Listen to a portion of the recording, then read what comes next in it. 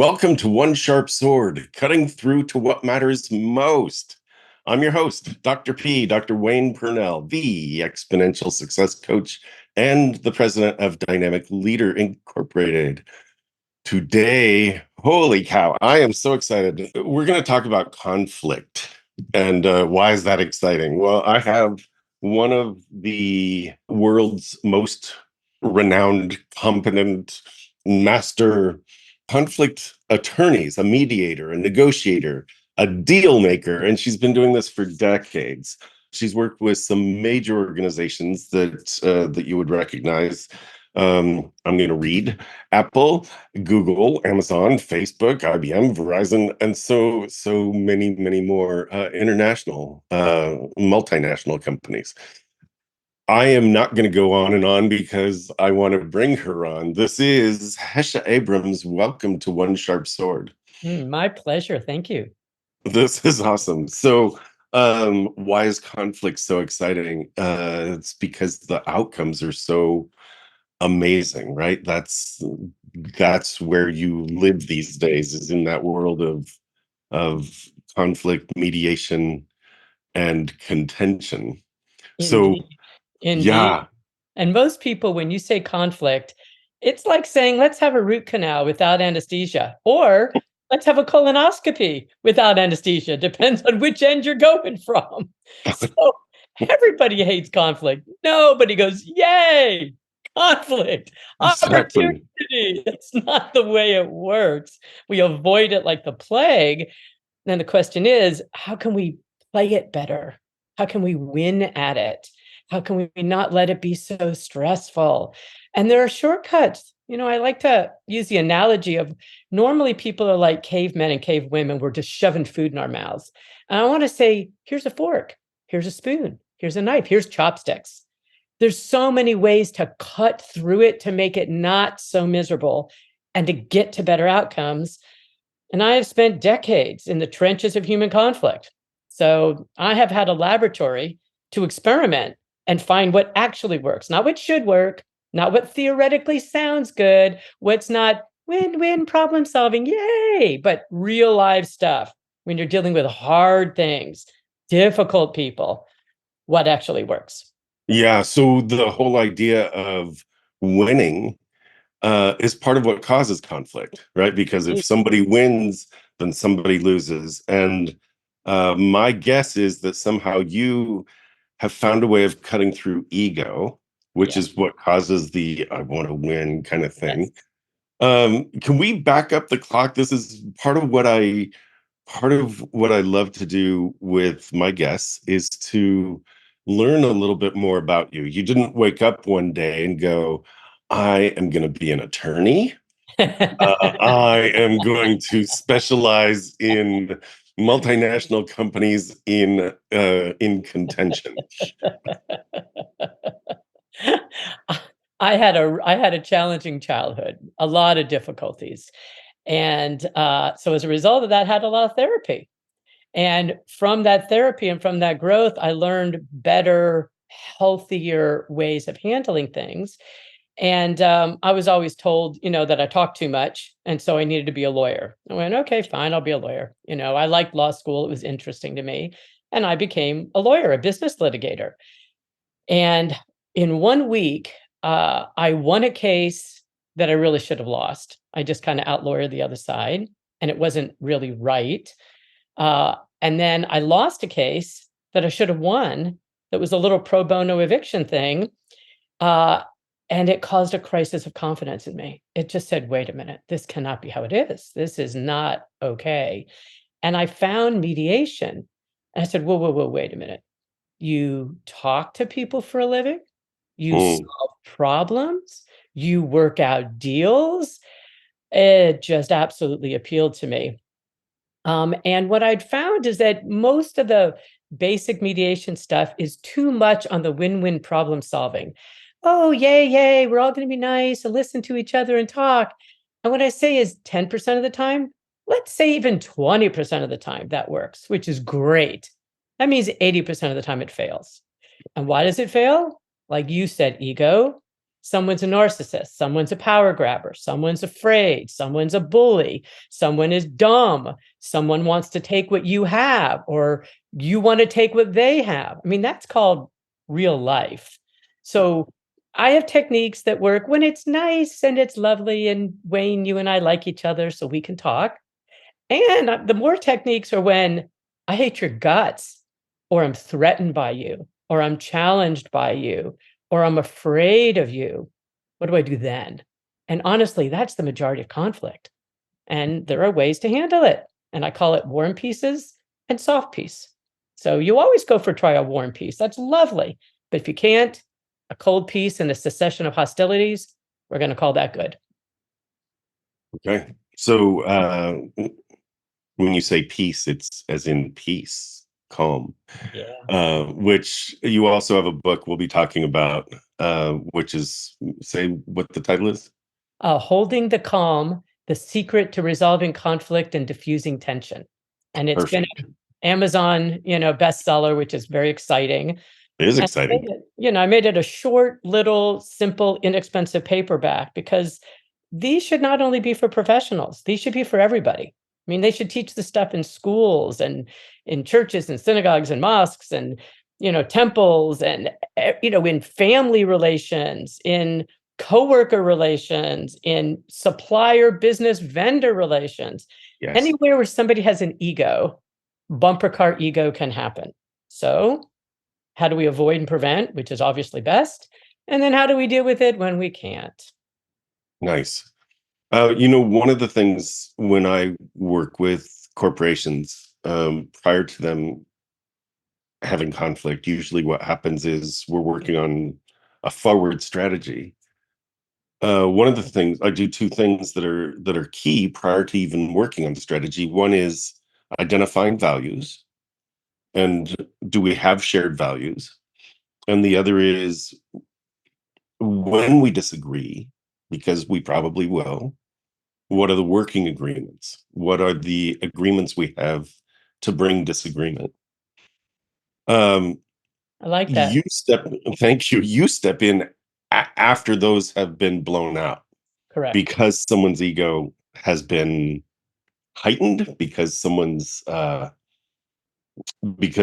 someone wants more, but that goes back to ego, right? Mhm. Wanting more is either fear, living in lack, which is fear, or it's ego, wanting to be seen as greater than.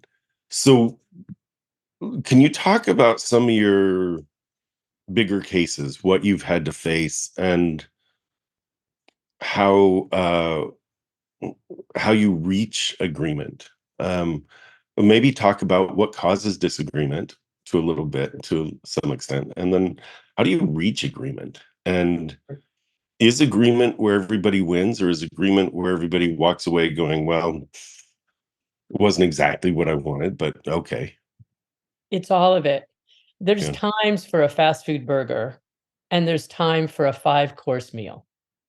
It's the exact same thing with conflict and with relationships. And what happens is people have unrealistic expectations.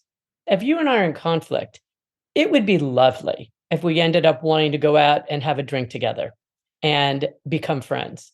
But that's relatively unrealistic. I'd like to start out with just, I don't hate you anymore, or you don't frighten me anymore, or you're not in my way anymore. So So sometimes let me pause you there, because what I've seen is when somebody goes, "You don't frighten me anymore," whether that's expressed or whether that is through posture. Because I've worked with hundreds of women who have found their voices. I've worked with hundreds of men who have crisis of confidence, even in a very leadership role, a top leadership role. There's still that, and when you get a person to the place of you don't have power over me anymore, the other person tends to push back harder, don't they? not necessarily. It depends on the balance of power. If you've got somebody who has more power than you, then that is true. If you've got somebody that has less power than you, they might run away. Because remember, bullies don't want someone to stand up to them. Bullies want easy targets. But the real question is, how can you do it? You can be shrill and demanding and argumentative, or isn't it better to just move it out of the way? So can I give a quick little example? I love it. Yeah, and then I'm Um, gonna share martial arts with you. So That'll be fun. please, Exactly. Aikido is a terrific metaphor for this. isn't it? It's great. Terrific. It's Absolutely awesome. terrific. But I'd like to give this analogy first because everybody thinks that logic, reason, and rationale help solve problems. And I'm here to tell you, no, they do not. No, they do not. Think about anybody you've ever had a disagreement with. You explain it, you give them facts, you give them information. 95% of the time, it doesn't persuade them at all. And yet we keep doing that, but that's not how the human brain works. So let me give Ooh, our listeners a really interesting example. this is awesome. Uh, Perfect. Apples, 25 cents each. How many would you buy? I don't know. I need a couple of apples. I'll buy two. Apples, 4 for $1. You get a 35% boost in sales. Now, that's just stupid. It doesn't make any sense at all because those apples could rot and you throw them away. That sociology, psychology, behavior works across every gender, every socioeconomic group, every ethnic group. It's a human being thing. You want an extra 10% boost in sales? Limit 2. You're not going to get my apples, even though my apples may rot. This is the other piece. There's a guy named Daniel Kahneman and Amos Tversky, big behavioral psychologists. They've written a bunch of neuropsychology books, which are fabulous. But they won a Nobel Prize in economics by proving that Adam Smith's rational man doesn't really exist, that people make economic decisions behaviorally. And one of the most interesting things that they proved was that the huge percentage of people, like 80%, don't want to win. They just don't want to lose. So imagine going into a negotiation or a conflict situation thinking the other person's pushing for something and they want to win. But if you hit it from the other angle of how do they not want to lose? Oh my God, options open up. So many choices open up and available avenues for discussion. And just because someone tells me they want something doesn't make it true. That just means that they've taken a position that they think will satisfy an underlying interest. So I'm going to ignore those. I'm just going to deal with the underlying interest. Maybe I'll find a better solution that's more palatable to me. And in every single case, you asked for examples from me. In every single case I have, every single one, the plaintiff says, I want $100 million, and the defendant says, here's 100,000. You're not settling that with logic, reason, and rationale. All the techniques that I'm teaching and I'm sharing in the book work between spouses. They work with teenagers. They work with people in the C-suite. They work with coworkers. They work with people at church. Because I don't care if you have on a $5,000 suit or a $5 flannel shirt. There's an ego inside. And the ego says either I want to be right, or more likely, I don't want to be wrong. How are we going to fix this? And when you have these skills, who's got the power in that interchange? You do. So good. So good. This is, the martial arts axiom I was going to bring up is enter when pulled, turn when pushed. Hmm. And Say that again. That's good. why, thank you. Enter when pulled, turn when pushed. So when I do communication work, Nice. similar Nice. to you, right? So Like that. someone is like the best way out of a tug of war is not to pick up the rope. Exactly. Right. But if someone pulls you in and says, grr, you suck, right? You've got a couple of options. One is you step in and you go, could you like tell me how I suck? Like tell me all about that. Right. So you enter and now you've taken over that person's center, grr, right? They're going grr and you going curious, interesting. And the other is turn when pushed. It's like if I called you a purple spotted leprechaun you would go, I'm not sure what you're talking about. Like, that's not me. Like, you'd turn and what? But if I called you a B word, you'd go, well, why'd you call me that? Well, does that fit? Like, what's the difference? So turn when push. Someone goes, you're a this, and you go, not me. Like, it doesn't, that's your opinion. It's Right. funny. That's So funny. thank you. That's funny. I like, occasionally the problem is, and this is the thing, is that we're going to come up today, you and I, with a lot of good good tricks and tips for people. I Sure. have a ton in my book. You have a ton in your books. But this is the problem. When you're upset or when you feel threatened, the prefrontal cortex, which is right behind the forehead, as you know, shuts down. The amygdala, the tiny little fear and negativity center in the back of the brain, the reptilian brain goes, yowza. And when that's going yowza, you're not always thinking, Right. easy. Like I'd love to, if someone said, you suck, I'd want to say, let's see how many synonyms we could come up with for suck. Right. Bad. What else would it be? But what I want to urge everybody to think of is when you go into any kind of tension, forget conflict, just 100% of conflict always starts with tension. And the tension can be, you suck, or it can be, which is actually worse because you don't know what's going on. So Mhm. it's 100% starts with tension. If you can catch it at the tension, oh, for God's sakes, that's so much easier. And all conflict ends up being a power dynamic, every single one of it. And so when you get into that power play with someone, it's a lot harder. So what your acronym was, which I really liked, is very much taking power back. So if I'm in an interchange with you, I don't care what it is, and it's getting tense, and or it leads to actual conflict. If I can keep my sense of power, I now have skills, I now have resources, and my amygdala calms down so I can make more choices. And that's one of the reason why I wrote this book. I've got 20 techniques in 20 chapters filled with stories and anecdotes. And what I tell people is, the Bible, the Bhagavad Gita, the Book of Mormon, the Jewish Torah, e- everything teaches in stories. Why? I can just give you the lesson, right? Well, we don't learn that way. So there are very often that someone says or does something, and I'll say, may I share a story with you? Nobody ever says no. And then you tell them a story. And every story in my book is designed to be done in 30 seconds to a minute. It's all poignant, and it works every single time. I only put one in there if I've done it dozens of times and I know it works.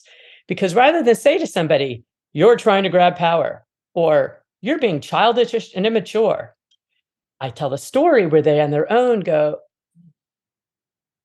and they can extrapolate it themselves. It's a fantastic technique. And I tell people, take my stories. I give them to you. Take them, use Awesome. them, memorize them. And then when you're in a difficult situation to where I don't know what to say, I don't know what to do, you remember a story and go, well, let me share a story with you. Or may I? You always ask, may I share a story with you? Nobody says no, And I have a couple of other fun little things I want to share with our listeners today, because I want people to walk away from this saying, hot darn, I got some Yeah. new magic beans in my pocket that I can use. It's huge, right? It's called an amygdala hijack, right? So when your amygdala takes over, everything else shuts down because that's fight, flight, and Freeze. or freeze. And usually people are in fight or freeze in hugely contentious situations. So having a tool belt, having tools at the ready that are part of you, it's going to make everything easier, because the freeze part allows you to go, oh, I'm not actually immobilized. I have these tools. Right. So the stories in your book are going to be amazing, Gold. and It's gold. wonderful. It is gold. Wonderful tools. The idea of asking permission, right? You talked about this being a power dynamic. if I ask permission to tell you a story, it's different than, you know what that is, right? Labeling Exactly. and the shift or it is a power play. Hmm. Right? I'm smarter than you. Hey, can I have permission? Like, is it okay if I tell you a story? Hmm. It's But also, would you would like, you because like? that's a power sentence. It Because if is. I'm feeling overpowered by you, right Yeah, or wrong is irrelevant. When the amygdala is triggered, there is no right or wrong. There is only what I feel. And you are never going to convince me. And think about, most people have been raised with some kind of trauma in their lives. Like I just met you today, right? I don't know your backstory. Maybe there was an alcoholic stepfather that beat you. Maybe someone abandoned someone. Maybe you didn't have money. Maybe. You don't know. Everyone walks around with some level of scarring, and you really don't know. So if you just make the assumption that there are tender spots, and if somebody gets triggered, you hit a tender spot. And you know what? I'm not your shrink. I don't need to know what it is. I don't need to fix it. All I need to do is back away and give you some room to breathe so I don't push the hard spot. And that's quite awesome. frankly, that's just being a kind, decent person, is all That's that is. The fact that it's effective is just really icing on the cake. Well, this is huge because that's like where you're talking is that's my sweet spot in working with people. Right? So when people get triggered, that is where I go in. And it's not to poke, it's to free people up. For you in your work, it's incredible to be able to hold space for another person. Most people are used to, oh, you're an attorney. That means, you're going to try and run me over. And it puts the other person in the fighting not to lose place. Yep. Really interesting that you said that because I work with people to shift the mindset from are you playing to win or are you playing not to lose? And in their own life, too many people do say, well, I just don't, I don't want to lose what I've worked so hard to have. Right. And right. And it's fear-based. And So the corollary to that too is, I call it, I don't want to be a putz.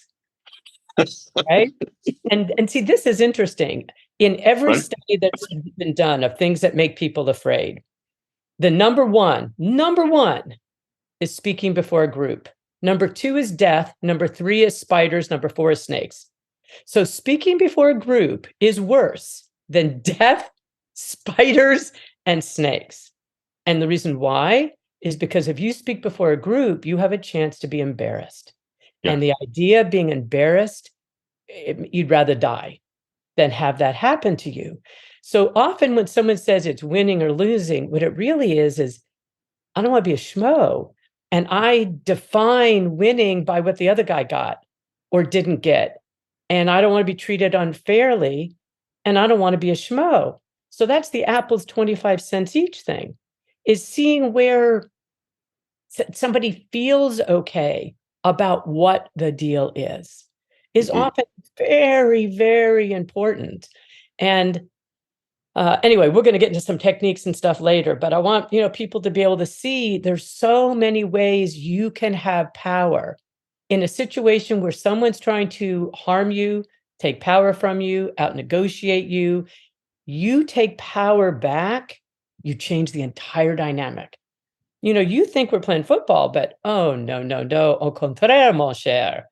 We're going to play soccer Yeah. or golf or Yeah. tennis. Badminton. Hey, right. So Exactly. It's still a ball, yeah, how we're gonna change it.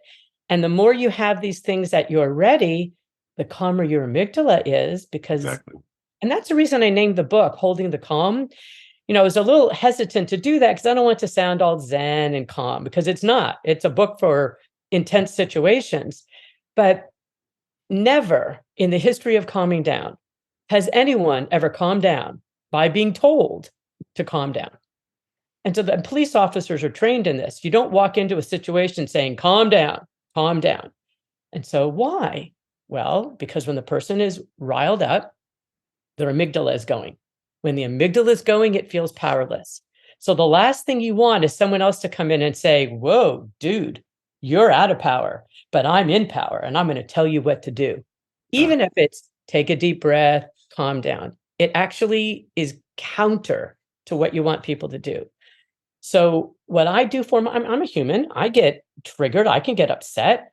For my own self, that's my own mantra.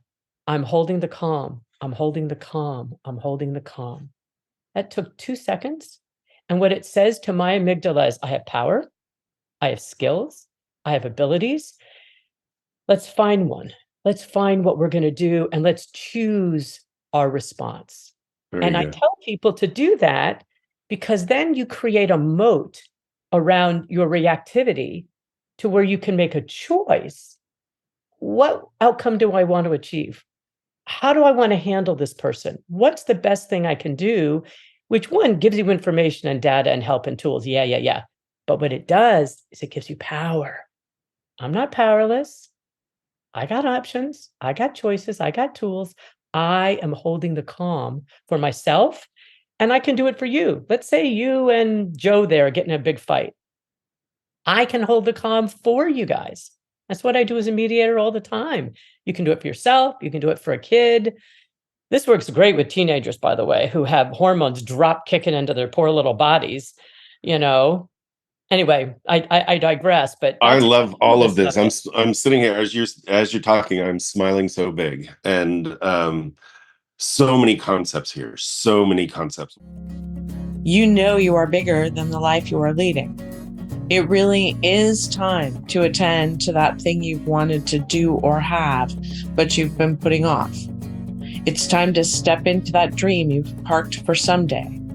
It's time to claim true well-being, both personally and professionally, without giving up the success that got you here. It's time to check out Dr. Pernell's signature small group retreat, the Exponential Success Summit. Explore exponentialsuccesssummit.com. Seats are extremely limited as this is a very special small group event. www.exponentialsuccesssummit.com. One of the things, like you've touched on so many key words. My first book is called Choosing Your Power, right? And so it's about choice. It's about, I have power. Oh, right. Remember that. Like nobody can take it from you. You have to abdicate. And so don't abdicate. Don't give it up. The other, I mean, you've made so many other amazing statements. I am hoping our audience members get this. I'm hoping you get this. So many key pieces. And we're going to go into technique. One of the things I'm going to guess, can I just guess, that one of your techniques is to identify the emotion of the other person. Indeed. Okay. Yeah. So we'll talk about that. I love the idea, by the way, of holding, like you can borrow my calm. I love that. That's beautiful. Thank you. You can borrow my calm. Love that. So as a mediator, you come in. So, I mean, I will often tell my clients, when they're at the place of right on the brink of that next level of success and they're not sure, it's like, you can borrow my belief in you. I love that. Right. And so, That, Wayne. I love that. That's great. You as the expert, as a mediator, you're sitting there going, look, this may get to a boiling point on one side or the other. You guys can borrow my calm because, right? And there you are. And sometimes it's implicit, sometimes it's implied, like just by your being. Well, let's talk about it. People, I like to always say that too, because I don't want people to think this is touchy-feely, because I live in a carnivorous world. I mean, all the clients are very intense and are very aggressive. And I've done every kind of case. I mean, I've been doing this 3 decades. So I've done from little, whose roommate's cat peed on the rug, all the way up to wrongful death and asbestos and breast implants and giant class actions and securities and mergers and intellectual property and copyrights and trademarks and patents. Okay. I mean, it's like, lions, tigers, and bears, oh my, I've done all of it. Yes. And the thing is for you, chapter 1 of my book is speak into the ears that are hearing you. Hmm. Some people are touchy-feely. They want the relationship stuff. Okay, that's how you talk to them. Some people would look at you like, get away from me. What is this touchy-feely crap? This is just money, or this is just business. Okay, why would I go to somebody who is lactose intolerant and say, what is wrong with you? Why aren't you eating ice cream? Everyone likes ice cream. What's wrong with you? As opposed to taking the diagnostic step to say, he's lactose intolerant. So before I speak into the ears that are hearing me. I look. And to give another analogy, because I love analogies, there's a bomb in the town square.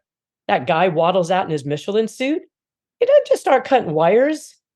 Diagnoses. Is it a pressure switch? Is it a chemical switch? Is there a remote control? What's there? So when somebody is talking, we all know we should let people vent and we should listen, blah, blah, blah. Okay, get past all that. What are you listening for? It's a diagnostic tool. If I'm listening to you, I'm going to know you're either touchy-feely or you're data mathematically oriented. You want relationships or you want facts. You're a thinker or you're a feeler. And then if I want to get real fancy, I can get into your auditory, visual, or kinesthetic learners, which I explain completely in the book and is not hard to do. It's not hard to do. I see what you're saying. I hear what you're saying. I like what you're saying. It's all about verbs. So in 5 minutes of listening to you, and honestly, because I do this all the time, in 2 minutes of listening to you, I can diagnose so much about you and frame my response. First of all, it's just respectful. And the fact that it happens to be crazy effective is just, again, wonderful, wonderful icing on the cake. This is a great way of, I will always bridge some of the leadership lessons along the way. And this is communication. I'll bridge to, you could use this at home. Oh, You God, could use this at work. You could use this in the community. If there's a disagreement about what somebody put in the coffee you ordered, like, oh, did you make it wrong? It's even that, right? And so it's really listening, and again, it's interwind pulled. It's a matter of being in that flow with another person rather than making that other person join your flow. Yeah. If Right. you want to have fun, when I was learning this, I took basic trainings and read the basic books, and I went, this doesn't sound very effective to me. So I did hospice training. So when people die, rubber meets the road. I did suicide crisis phone work, where you really got to listen. And I've got whole chapters in the book all about that and how you develop that level of listening. But one of the things I would say to our listeners, just for grins and giggles, I went to Walmart and sat by the return desk and just listened. It is hilarious what people will say and what they will do. And you immediately be able to tell the shoplifters, the liars, people trying to get away with something, people who just don't know how to communicate and explain themselves. The diagnostic ability you'll get from an hour of just sitting at the return desk at Target or Walmart is amazing, because then once you learn how to do it, it's like driving. Remember when you were 16? Oh my God, 10 and 2, blinker, brake, gas, and you were all freaked out about it. And now you just get in the car and you just go. The more you practice this stuff, it just is inculcated in you to where something happens, I go, I'm holding the calm, I'm holding the calm, I'm holding the calm. Love it. How am I going to handle this? What am I going to do? Now, who's got the power? You do. Yeah. I think it's a beautiful exercise. Chris Voss is known for his books on Never Split the Difference. He's out there. He's the FBI hostage negotiator. His training was to do suicide prevention work. He was challenged by, he wanted to move up through the ranks, and he was challenged by his supervisor, and he was the only one out of his unit that chose to do what was suggested, and he became he became really good at it. So just getting the skill of compassion, getting the skill of listening for what's not being said, listening for the Right, breaks, listening for the right, breathing. It's right. that is magical. Isn't it? Um, I There's one. Can am I can I add one quick thing that I want people to have because please. All I of came this up is with about this. what you can bring. Please, please. So people will often say, like, just as an example, well, that wouldn't work with my cousin Fred, or that wouldn't work with my boss. And I want to say, yes, it would. You just haven't used the right bait on the hook yet. You Yeah. haven't not using the right approach. So don't keep using the wrong approach. Try something different. So let me give a couple of sentence stems to everyone listening. And let's Please. just assume it's Thanksgiving dinner or Christmas dinner. Love this. And you got a crazy uncle who just says weirdo, nasty stuff. And either he does it cluelessly, or he does it because he knows he can get a rise out of you and he wants to poke it. And it kind of ruins the whole dinner. Well, you can't sit there silent and you can't fight back. So you want to know what works every single time? It's perfect. You look at the person and you say, you know what I like about you? Guess what? He stops talking. There's a pin drop at the table. Nobody speaks. And choose your verb, by the way. What I like about you, what I respect about you, what I admire about you, what I love about you, what I enjoy about you.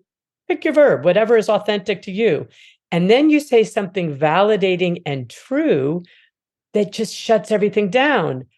Your passion, your curiosity, your determination, your commitment, your curiosity.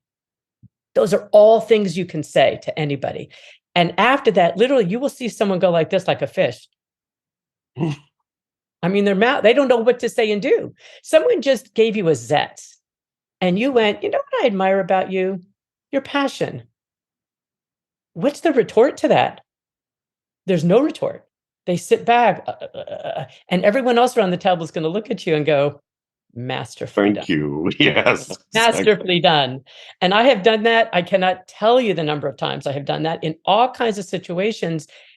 I'm telling you, it's magic beans in your pocket. It's amazing, but you got to practice it so that you don't say it with an edge. If you can say you can say, oh, I really like you. And you can say it dripping with sarcasm. So you have to be able to practice doing it without an edge so that it's neutral emotionally. People don't know, they don't know what to do with it. They don't know what to happen. And this is what happens at work or Yes. families too, but at work, no one's going to say, oh my God, Wayne, you really know how to hold the calm. No, they're just going to say, you're effective. You Mhm. get along with everyone. You seem to resolve problems. You seem to get things done. Your managerial quality. That's what people will end up saying because they don't understand and see it anyway.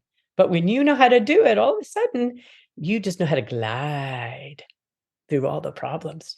Very subtle and very, very powerful because it's so effective. That's awesome. I'm keeping track of our time together. I know that we both have hard stops in a little bit.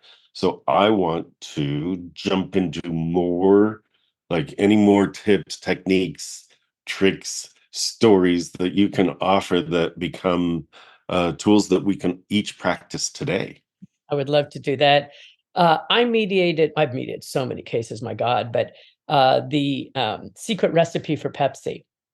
And it was fascinating what happened in that case. And I can't really tell more because it's confidential, but there was so much about how people value things and so much about I'm important. No, I'm important. No, I'm important. No, I'm important. And how you do that. So earlier you said, oh, you try to figure out what someone's feeling. I want to give a corollary for that because not everyone listening has the time, skill set, or disposition that you and I have to be able to do that. So we're going to have listeners go, well, I can't even do that with my wife or my husband. Like, so what are you asking of me? So I want to give you an easy way to do it. Right? Let's say somebody launches at you. I don't care what it is. You did this and you don't do that. And I'm mad about this. I don't care what it is, but we all know it's an assault. Boom, right?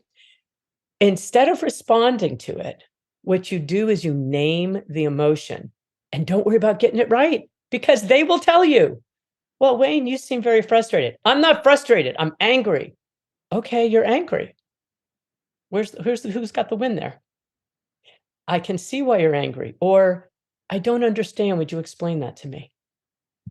Now, all of a sudden, what you're doing is you're validating. And I have a theory. Some flowers are my favorite flowers because they are heliotropic. They turn toward the sun, wherever the sun is. I think that we are validation-tropic. As human beings, we turn toward that which validates and appreciates us. That's why social media is so toxic, and all the small chat rooms, because people go into sound and echo chambers where they're listened to, they're heard, they're validated, and not told they're wrong or questioned or challenged. And then that's when it can really become toxic. But for you to look at someone else who their amygdala is triggered, they got an armful of junk. You got to get that junk to lay down for a moment. And the best way to do it is, I see you, I hear you. And the best way to do that is to name the emotion. And if you get it wrong, you seem sad. I'm not sad, I'm frustrated, or I'm pissed off. Okay, but now I know. And now we talk about it. And now I turn on my give a darn meter. So you earlier, you just used the word compassion. Compassion is lovely.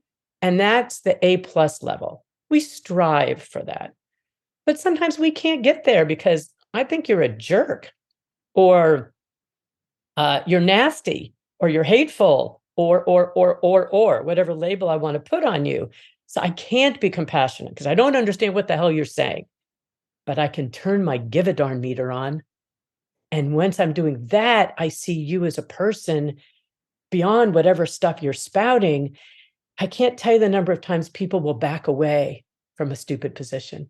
I don't mean it that way. It came out harsher than I wanted to say.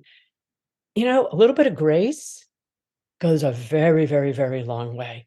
And this So is good. all just part of the stories and the approach on how to do some of the stuff that I wrote about in Holding the Calm.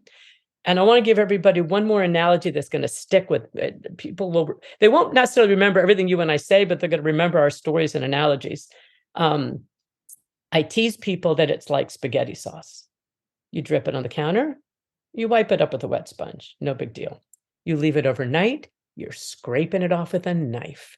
You leave it 3 or 4 months or 3 or 4 years, and it's old and moldy and nasty. And that, my friends, is conflict. And so the question is, we all know to wipe the spaghetti sauce up when it's wet. We know that. So why don't we do it? Well, I'm hoping it'll go away. I'm hoping you didn't really hear that. I don't know how to do it. Oh, for God's sakes, I'm afraid of making it worse. So we don't wipe the spaghetti sauce up when it's wet. These holding the calm techniques help you do that. And one of the greatest things you can do when you've made a mistake, because you're human, you're going to make mistakes. It's going to come out the wrong way. You're going to say the wrong thing, you're going to do the wrong thing. You're tired, you're hungry, you're angry, you weren't paying attention. You're human. The number one thing you can do to get out of trouble, you know what? I didn't handle that like I wanted to. I apologize. May I have a do-over? Who says no to that? Nobody says no to that. Can I have a do-over? You know who that works fantastic with? Power dynamic situations. Teenager, kid, underling, working underneath you, a lower power person who feels not powered.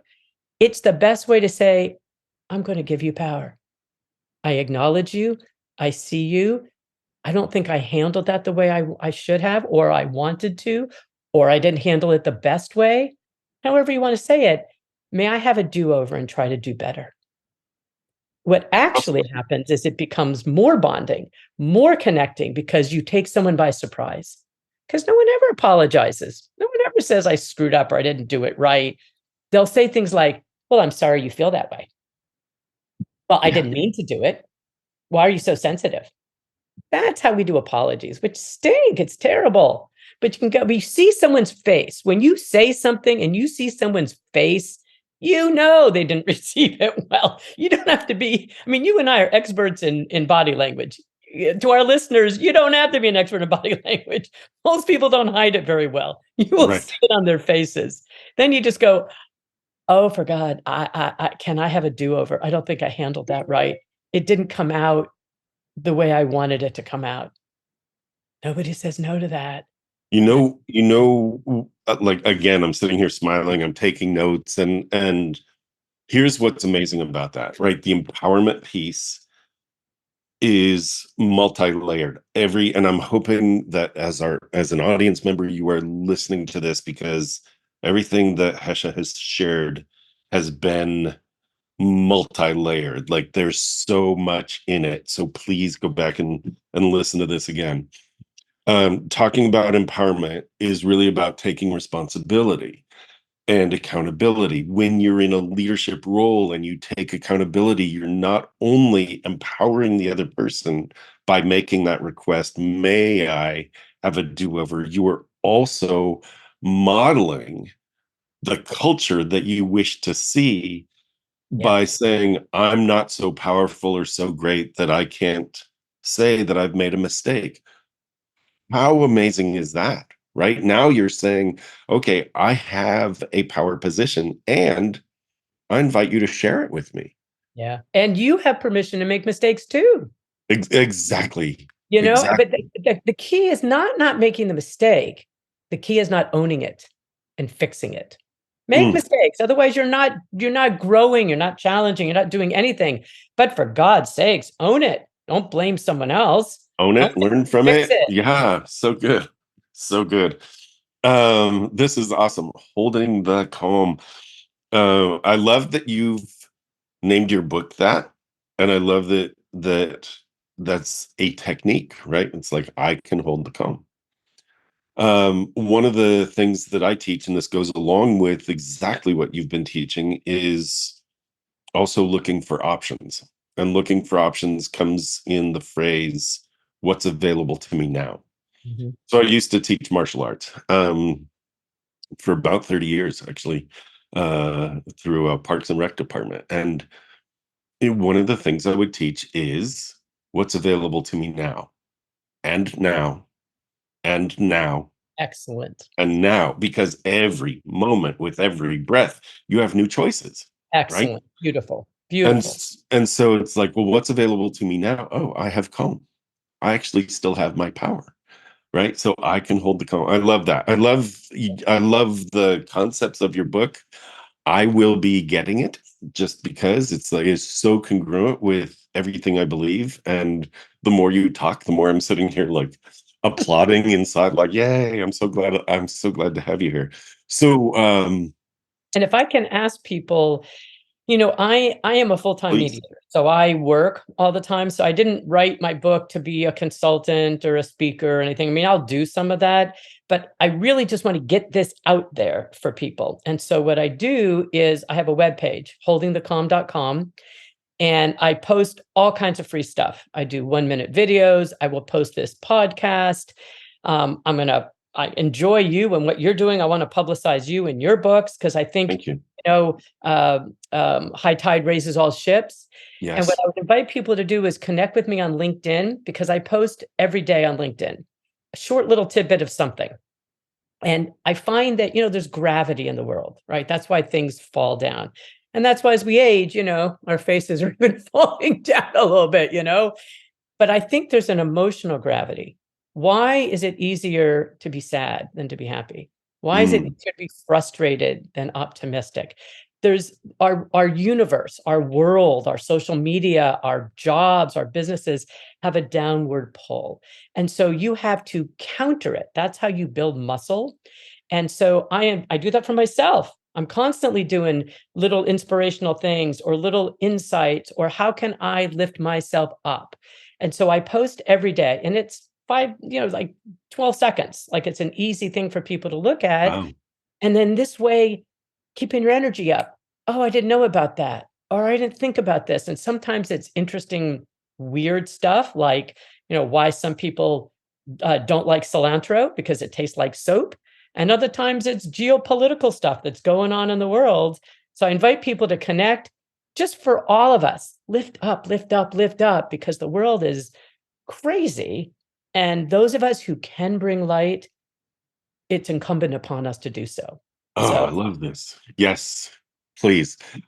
So for the audience members, as you're listening to this, Hesha Abrams, Hesha, is her first name. Abrams with no H. Abrams. There you Hesha go. Abrams. Yeah. Thank you. And it's holdingthecalm.com is my webpage. I have a Holding the Calm Facebook page. I'm on LinkedIn.